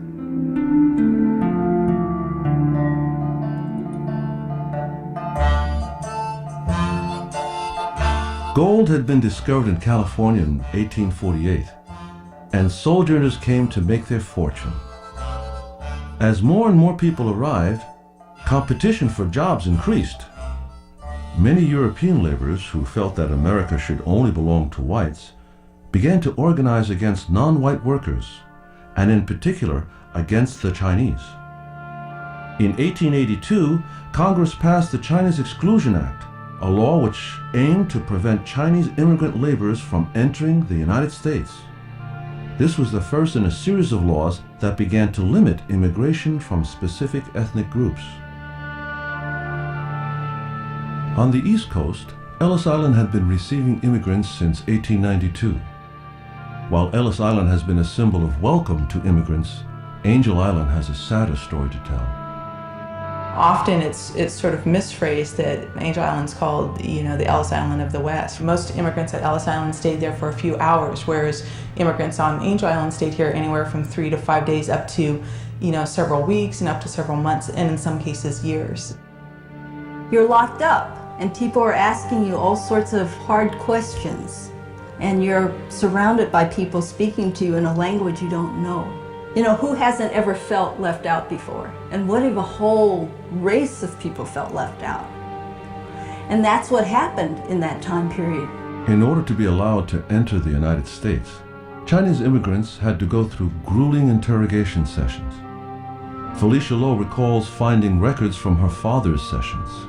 I think the most profound image I have of particularly my father going through the immigration experience was looking through the documentation, and after each interview they had to sign their names.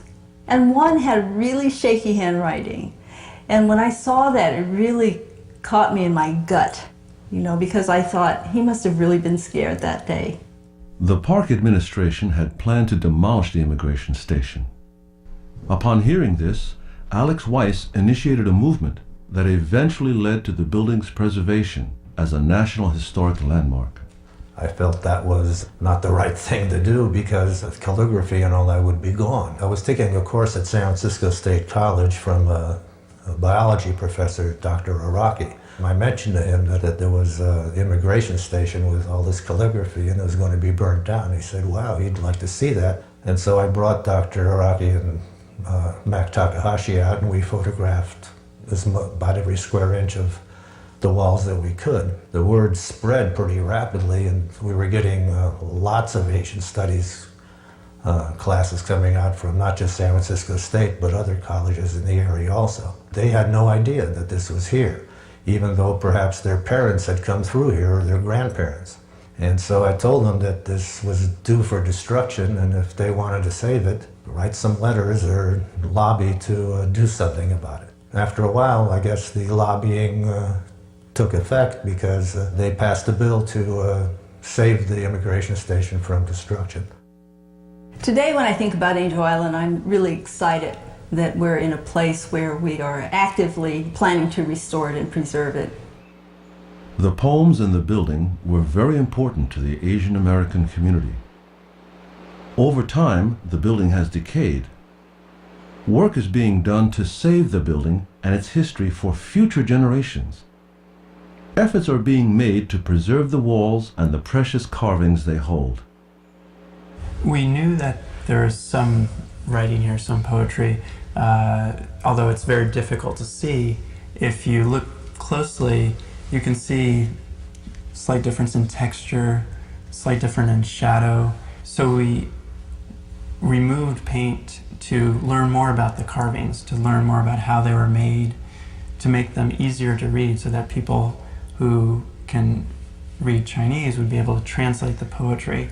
If we take off all of the paint, we're left with the bare wood, and that's what the wall looked like originally. Basically, the government was trying to paint over the carvings. They didn't want the carvings there, so they filled the carvings with putty and then painted over that. When we first got here, actually the wood was extremely fragile, so it was very brittle to the touch. And so we strengthened the wood. You could touch it, and the wood feels pretty solid. And then we pinned it back. I hope that my work would have preserved the building well enough that our future generation could come and stand here and see the poems and appreciate what people did in the past.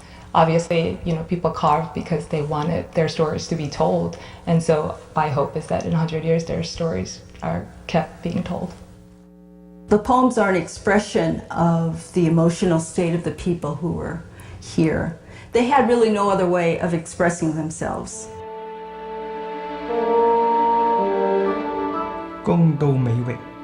When I arrived in America, all I could do was gaze at the seawater in vain. The ship docked at the wharf, and I was transferred to the lonely island. Together with several hundred countrymen, it is a slim hope to be the one fish to elude the net.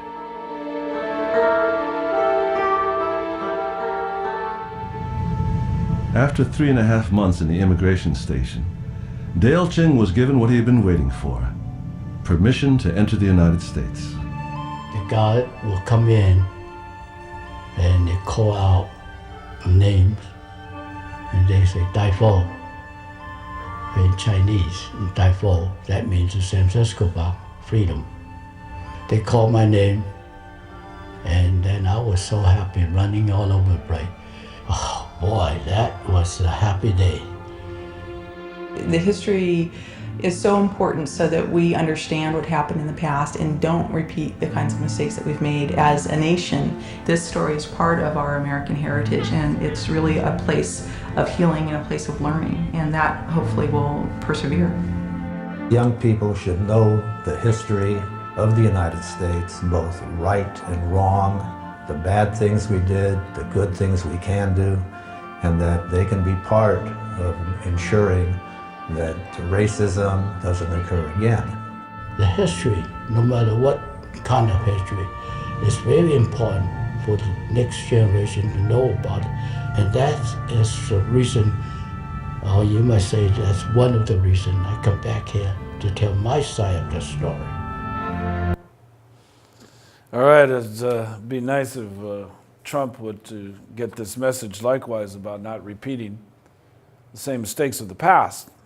Now, surprisingly, the people of South Asia, known as Asian Indians, have been in the United States since the 1600s, just that we don't know it. Because when the East India Company brought over Indian indentured servants to the British American colonies, they landed in Virginia. They were in what eventually will become New Jersey. And in 1680, due to anti-miscegenation laws, a Eurasian daughter born to an Indian father and an Irish mother in Maryland was classified as a mulatto. So she was sold into slavery. But in 1790, following American independence from the British, Indian immigrants began entering the independent United States as maritime workers. So Asian Indians have been in the United States since its inception. We just don't know that.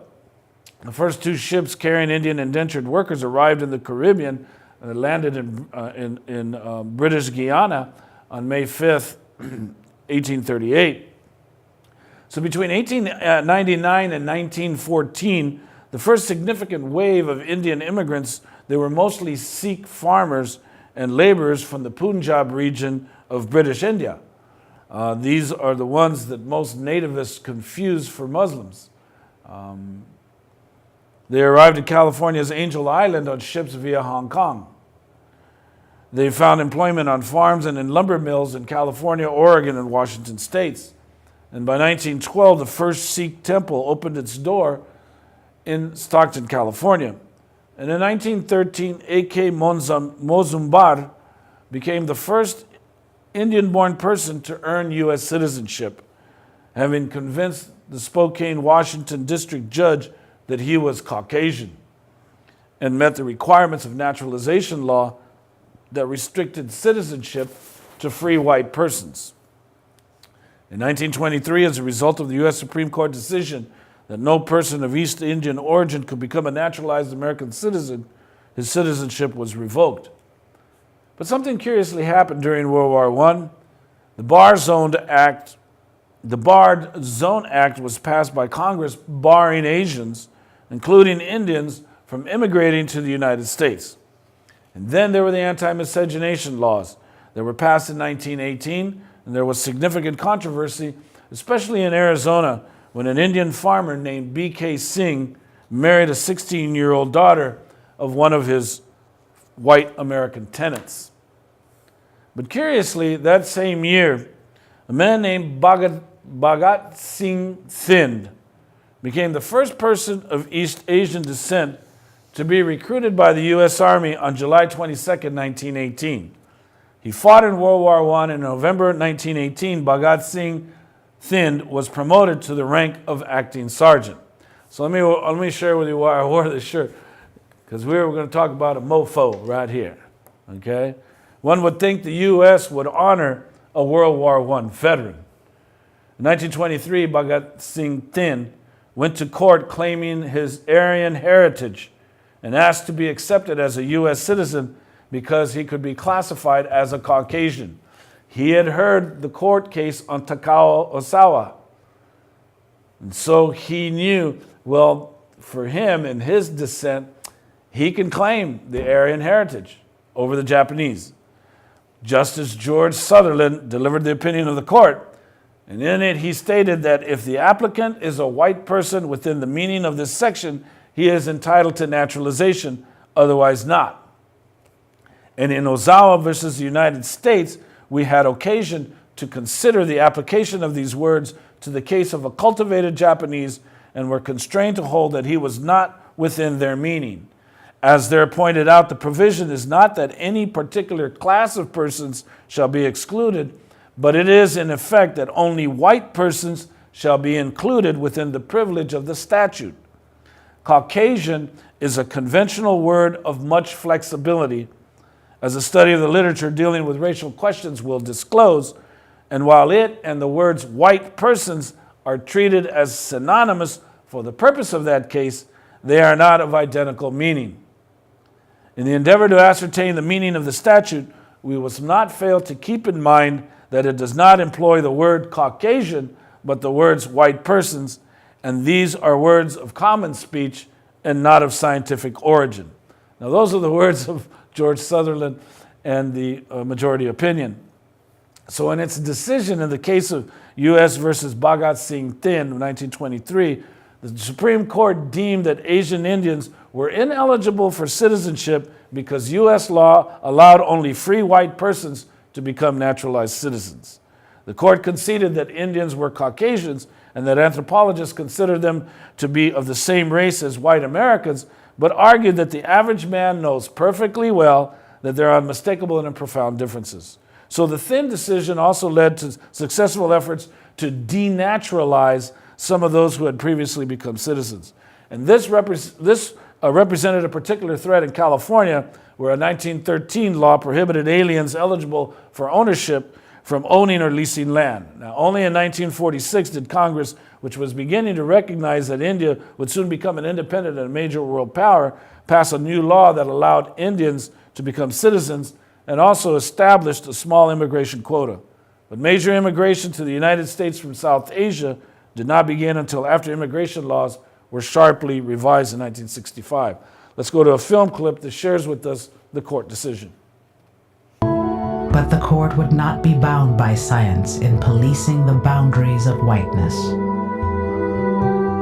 Only 3 months after Ozawa, the court took up the case of Bhagat Singh Thind, a South Asian immigrant and U.S. Army veteran who petitioned for citizenship on the grounds that Indians were of the Aryan or Caucasian race, and therefore white. And he makes the scientific argument, having learned something actually from the Ozawa case, that he is Caucasian.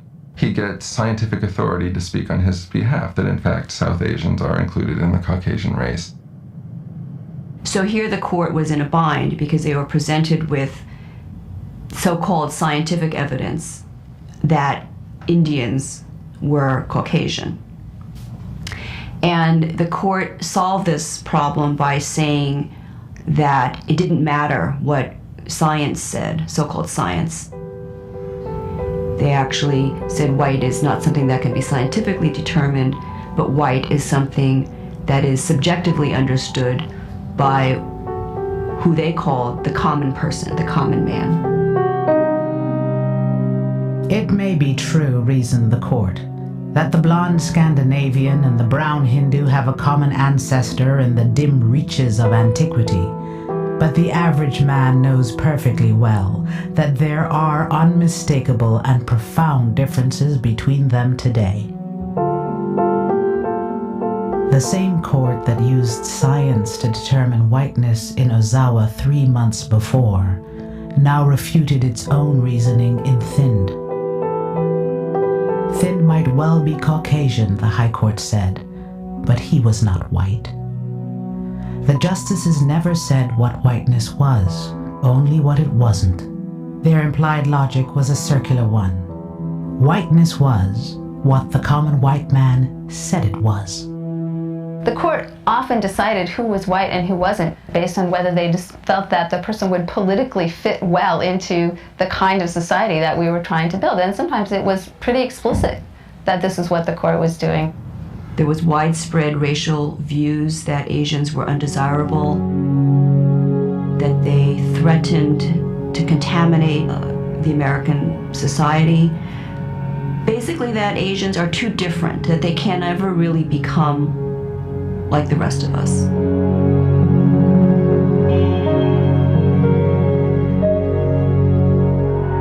The consequences of the unanimous verdict in U.S. versus Thind were catastrophic for the Indian community. South Asians who had naturalized before the verdict were stripped of their citizenship and property. Okay, as the film clip shared with you, it was catastrophic for the Indian community because they will lose out on their land, they will lose out on their ability to become independent entrepreneurs.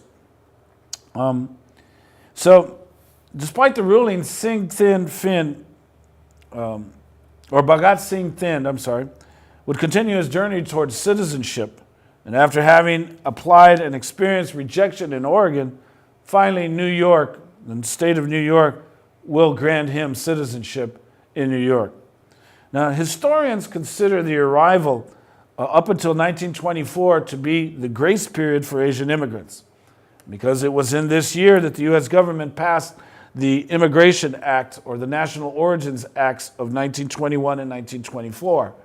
And these acts are very important because they essentially made U.S. citizenship and property ownership a difficult, if not impossible, goal for any Asian and any Asian immigrant hopeful. Asians faced prejudice, discrimination, and segregation.